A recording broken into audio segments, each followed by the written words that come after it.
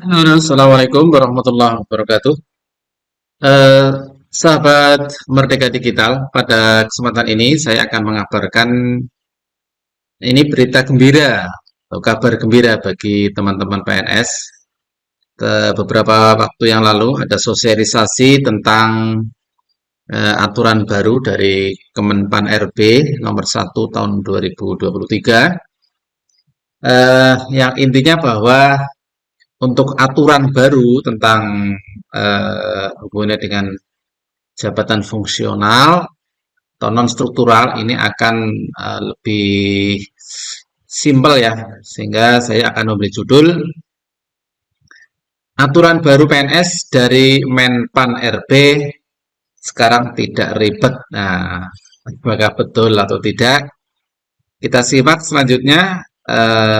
Teman-teman, silahkan bagi yang ingin mendapatkan informasi terkait dengan PNS, ASN, terkait dengan hal-hal menyangkut tentang pendidikan di Indonesia, silahkan di-share, ya, di-like atau di-subscribe di channel Merdeka Digital. Oke, langsung saja.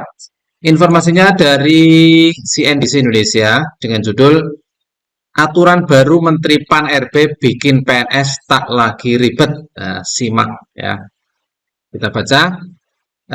Menteri Pendayagunaan Aparatur Negara dan Reformasi Birokrasi Abdullah Azwar Anas mengubah mekanisme penilaian bagi pegawai negeri sipil (PNS) yang masuk ke dalam jabatan fungsional. Nah, ini karena jabatan fungsional ini biasanya kalau mau naik pangkat ini biasanya terlalu ribet ya. Harus ada ini, itu, dan sebagainya. Tidak seperti struktural yang mungkin 4 tahun bisa langsung diusulkan. Ini supaya mereka tidak hanya fokus mengurus nilai kredit ketimbang capaian kinerja. Memang betul kalau ngurusi terkait dengan kenaikan jabatan ini terlalu ribet ya, harus ini itu syaratnya banyak ya.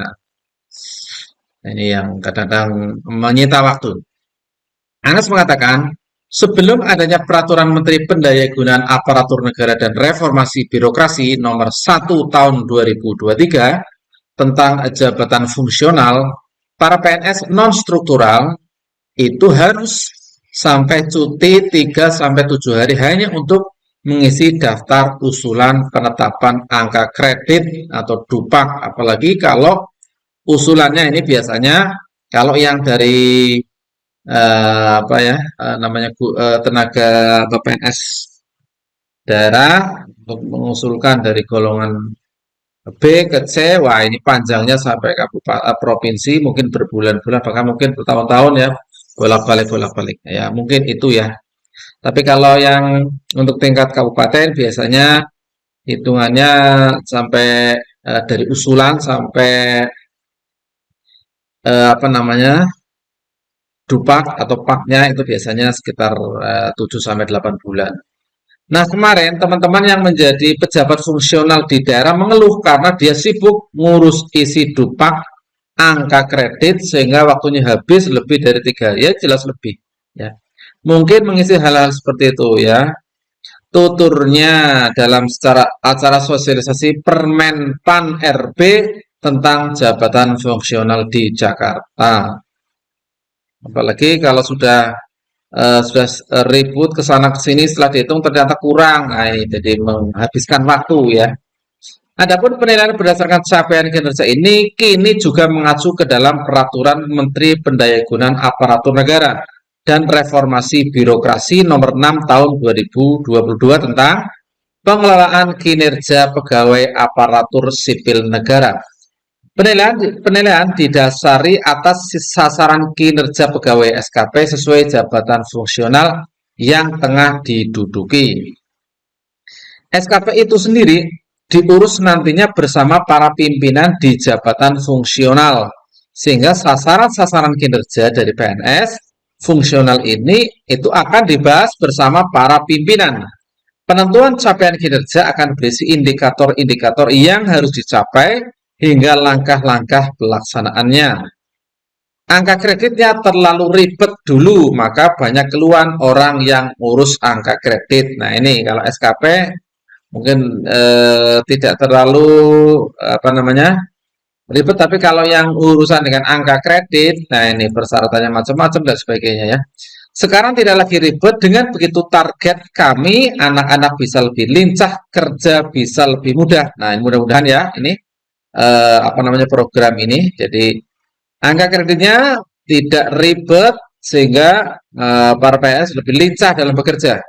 Sekarang kalau ditanya ke anak pasti ngomong ribet dengan Menpan RB ini, insya Allah enggak ribet tutur Anas.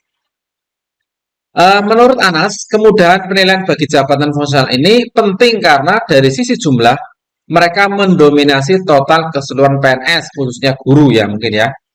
Jumlah PNS sendiri kini yang ia catat sebanyak 3.956.018 secara keseluruhan, dan yang masuk ke jabatan fungsional sebanyak 2.103.673 atau 58%, separuh lebih. Sisanya jabatan pelaksana sebanyak 1,5 sekian juta. Nah, jelas ini tenaga pendidik dan pendidikan, kemudian tenaga kesehatan ya, ini jelas ini mendominasi jumlah PNS di Indonesia. Sehingga dari jumlah ASN yang 4,31 juta, fungsionalnya 2,1 atau 58%, jumlah PNS yang dari jumlah PNS yang 3,95 juta. Maka transformasi ini untuk merubah tata kelola jabatan fungsional berbasis angka kredit menjadi berdasarkan capaian kinerja. Nah, ini kuncinya di sini ya.